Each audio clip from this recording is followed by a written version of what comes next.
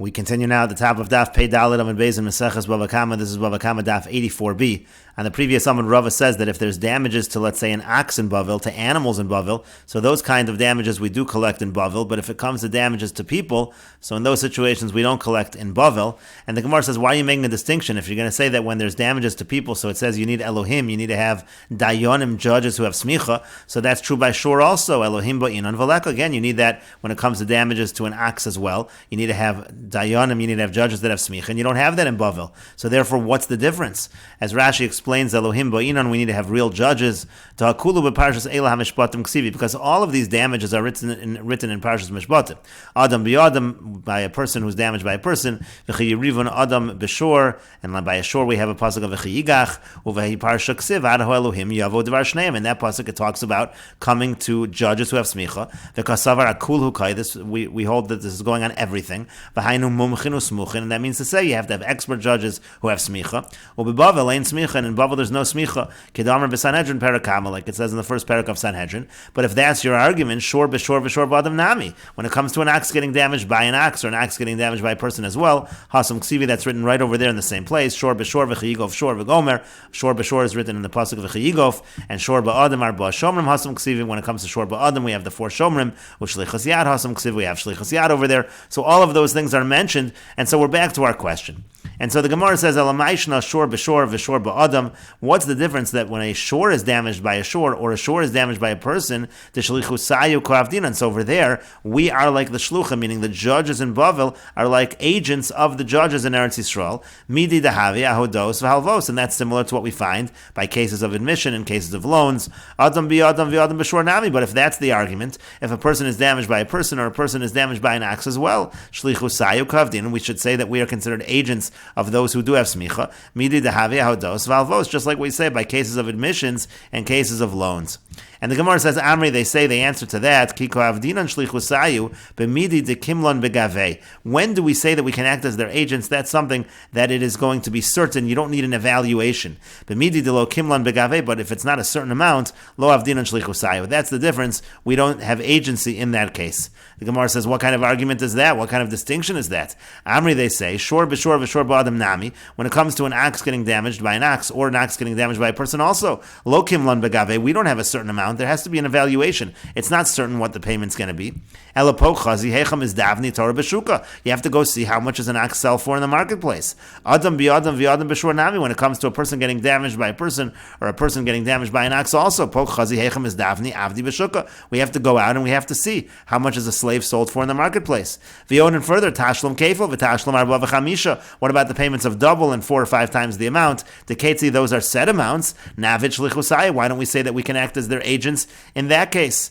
And the Gemara says to that, Amri, so they answer to that, Kiko avdinan shlichusai, when are we able to act as their agents? B'mamona, that's only by monetary payments, meaning you're paying an amount that was actually a loss of money, but b'knasa lo avdinan, but something that's a fine, that kind of amount of monetary payments, lo avdinan shlichusai, there, we're not going to be able to act as their agents. But the Gemara says, well, still, Adam b'Adam de mamona, who when you have a person damaging a person, that is a case of mammon, it's not a fine. Navich shlichusayu, again, we should be able to act as their agents in that case. And the Gemara says to that, Kiko avdinan shlichusayu b'milsa de shlicha. We can only act as their agents in something that's a common kind of damage. Adam b'Adam de lo shlicha. When it comes to a person damaging a person that is not common, lo avdinan shlichusayu. In that case, we cannot act as their agents. And Rashi explains, midi dehava ahodos v'alvos, similar to what we find by admissions and loans. The Amar Parakamid Sanhedrin, we say in the first paragraph of Sanhedrin, Delo ba'inan mumchin. There you don't need expert judges. Shalotin ol delas bifnei lavin, because otherwise what would happen is the door would be closed in front of borrowers. We don't want the door to be closed, and therefore we want to make it easier on lenders to collect. So in order to do that, we say that we don't require mumchin to judge those cases. Hodos, what's a case of admission? Habalidon be'edei hodah. Let's say somebody's coming to be judged with edim of hodah, of admission, meaning sha'amru, meaning that the edim say b'faneinu hodalo, that in front of us this guy admitted. V'halvos, what's loans? Shabalidon be'edei halva. You have witnesses to the loan. Sha'omrim b'faneinu hilvalo. Would they say again, in front of us there was a loan, and so just like those are able to be judged in Bavel, so too in these other cases. The lo kimlan kagon hacha de be'inal l'mashaymi. Lo kimlan means again you don't have a certain amount. There needs to be an evaluation. And the Gemara continues, Hare Boshas Upagam, what about the payment of Boshas, of humiliation, or the payment of Pagam, which is a kind of damages? The Shliach, that is common. Navid Shlichusaya, so in Bavel, there we should be able to act as their agents. Why don't we have those cases in Bavel? And the Gemara says, Amri, they answer to that, Hachinami, indeed that is the case. The Hare Papa, Agvi Arba Meazuzi LaBoshas, because Reb Papa did collect 400 zuz for Boshas, so we do collect Boshas in Bavel. Rashi says, Upagam, Shayich Ba'onis Umafata, when we talk about Pagam, that's really by cases of rape or seduction. It's basically the equivalent. It's in the place of what we call nezek. We say how much would a person want to buy, would pay more for a shifcha that's a virgin as opposed to a shifcha, as opposed to a maidservant that's not. To marry that shifcha off to his eved. Talking about an eved that the person likes. See, that's a mammon kind of payment. And boshas lav kanasu. Rashi also says boshas is not considered a fine. Sharei in kotzav, because it's not a set amount. In order to be considered a knas, it has to be a set amount. That goes according to the person who caused the boshas and the person who's receiving the boshas. That amount varies, therefore it's not considered to be a knas. And Rashi continues, Dalid me'azuzah, again, Rav Papa collected 400 zuz for boshas, kedetnan, that's as we learned in the Mishnah. Tzaram ba'azno, talosh besar, v'chulu, the Mishnah lists various amounts for various cases. But the Gemara continues, but we don't hold of what Rav Papa did. The Shalach le Rav Chisa le Rav Nachman, because Rav Chisa sent Rav Nachman this kind of a case. The Shalach le, and he sent him back the following message: Chista Chista, Kanasa Kamagvis beBavel, Chista Chista. Are you collecting fines in Bavel? And the Mefarshim do note that we just mentioned in Rashi that Boshas is generally not considered a Knas. So why is Knas mentioned here? That is discussed. But in any case, the Gemara continues, Elaki Avdin and Shlichusaya. Rather, when do we do their agency? B'milsa de Shlicha v'isbei Chisaron Kis. It has to be a situation where it's common and also there is a loss of money. But let's say it's something that's common but there's no loss of money, inami, or milsa de lo shlicha, let's say it's uncommon, and there is a loss of money, in those cases we will not act as their agents in Bavel. Hilkach, therefore, adam be'adam, when it comes to a person getting damaged by a person, even though that's a loss of money, since it's not common, we don't act as their agents. Boshas, when it comes to humiliation, even though it is common, since there's no loss of money, we don't act as their agents. But the Gemara says, V'shor, b'shor, goven, b'bavel, but do we actually collect, let's say an ox is damaged by an ox, do we really collect that in Bavel? V'yamar Rava, but Rava says, Shor shehizik ein goven oso b'bavel. If a shor damages, we don't collect that in Bavel. And so the Gemara wants to clarify, da'azik man, who is the shor damaging? Ilema da'azik adam, if we're talking about where the shor damages a person, ma'ir yashor da'azik adam, why do we only talk about an ox that damages a person? Afilu adam da'azik adam nami ein goven oso b'bavel. Also, if a person damages a person, we just said, we don't collect in Bavel. Elapshita, rather, isn't it obvious the Azik shore that the case is that the shore is damaging another shore? V'katani ein goven oso b'Bavel, and it says over here that we don't collect that payment in Bavel.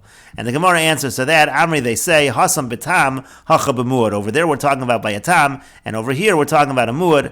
Rashi explains. First Rashi says, my ear yashor the Azik adam de lo shchiach legamri. Why are you talking about an ox damaging a person, which is totally uncommon? Afilu adam the Azik adam. You should even have a case of a person damaging a person. The shchiach tvei, that's a little more common. Kamma Rava dein done, and that Rava would say that we don't judge that in Bavel. And so then the Gemara made a distinction between a tam and a muad.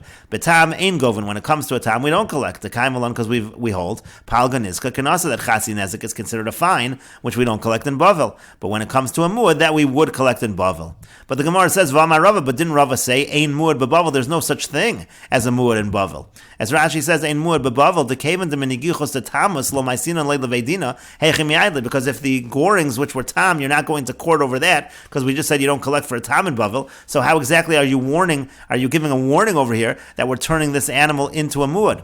And the Gemara says to that, Amri, they say, Da'yayid Hasam. The case could be that it became a muad over there, meaning in Eretz Yisrael, V'aisu alahach, and then it was brought over here.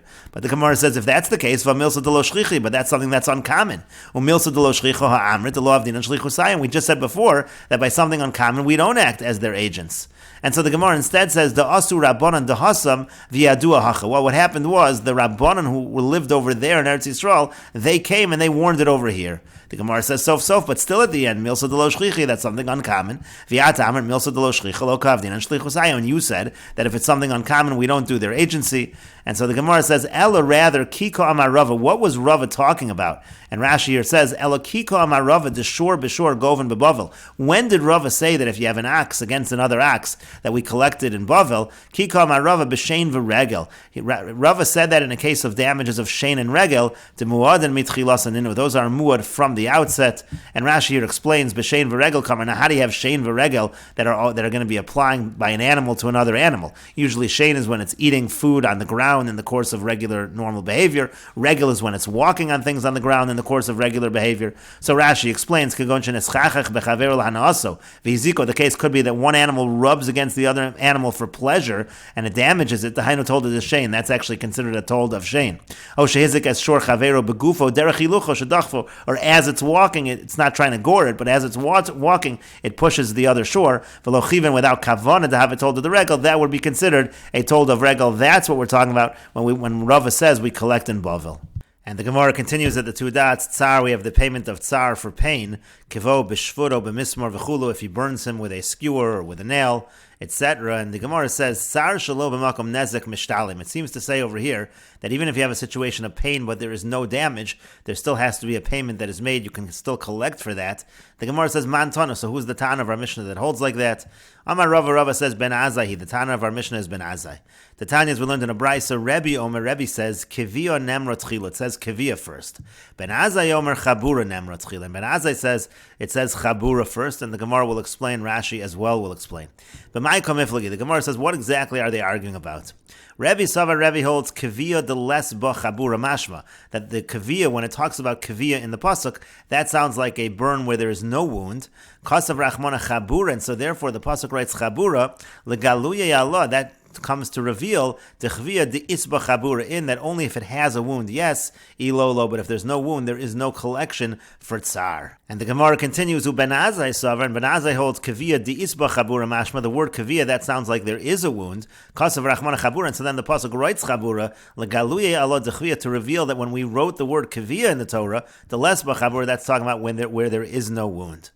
And the Gemara continues, Maskiv lo Rapapa. Rapapa asks on that, Adarabba. On the contrary, who says you should interpret Rebbe and Ben Azai in this fashion? Ibcham estaber, say the exact opposite. And if you say the exact opposite, it will make more sense, because then our Mishnah will follow Rebbe. Say it as follows. Rebbe Omer Kaviyah Nemra Tchilo. Rebbe says it says Kaviyah first. Savar Kaviyah de Ispa Chabura Mashma. He holds that Kaviyah really is with a wound. Kasav Rachmana Chabura, and so therefore the pasuk writes Chabura. Legaluya Yallah de Kaviyah de Lespa Chabura, to show that Kaviyah actually is without a wound, and you pay even in a situation where there is no damage, where there is no wound. And Ben Azai says, Chabura Nemra Tchila, says Chabura first, Savar Kaviyah de Lesba Chabura Mashma, meaning he holds Kaviyah implies that there is no wound. Kasav Rachmana Chabura, and the pasuk writes Chabura, Legaluya Yallah de Kaviyah de Isba Chabura, Ini Lolo, to reveal that only with the burn that has a wound, only then do you have to pay, otherwise there is no payment of tsar. And if we go with this explanation of the machlokus between Rebbe and Ben Azai, V'amaskana Kaimi, then the words of Rebbe and Ben Azai are actually going on their conclusion of their understanding, meaning when Rebbe says Kaviyah Nemra Tchila, when Ben Azai says Chabura Nemra Tchila, that's going on their final understanding.